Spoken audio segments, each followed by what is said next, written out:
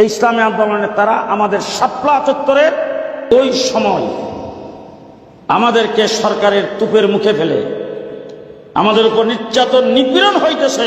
ওই অবস্থায় যারা প্রেস ক্লাবে সাংবাদিক সম্মেলন করে, বিবৃতি দিয়ে স্বরাষ্ট্রমন্ত্রীর সাথে যোগাযোগ করে, ডিসিএস এসপির সাথে যোগাযোগ করে, হেফাজত থেকে দূরে সরেছেন, তারা এবং তাদের আন্ডা বাচ্চা হেফাজতে আসতে পারে। স্টেজ থেকে যখন যে নির্দেশ দেওয়া হবে সেই নির্দেশ আমরা সকলেই যথাযথভাবে মানব।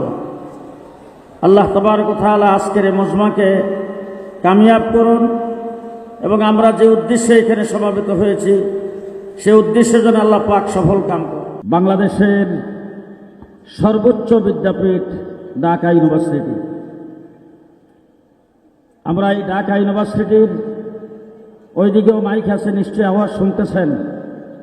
ইউনিভার্সিটির কোনো হলে ইউনিভার্সিটির ছাত্রদের কোনো প্রকারের কোনো বিড়ম্বনা হবে, কোনো সমস্যা হবে, তারা বিরক্তি বোধ করবেন, এমন কাজ আমরা করব না।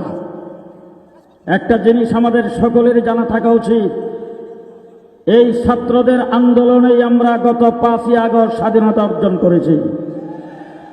সুতরাং ছাত্ররা আমাদের স্নেহের পাত্র, তারা আমাদের আদরের সন্তান। ইউনিভার্সিটির হলে কোথাও আমাদের কোনো ভাই যদি এদিকে থাকেন তাহলে হলের থেকে আমরা একটু এইদিকে চলে আসব। হলের ভিতরে ছাত্রদের কোনো প্রকারের কোনো সমস্যা হয়, তারা বিরক্তিবোধ করেন, এমন কোনো কাজ আমরা করব না, এই কাজ থেকে বিরত থাকি।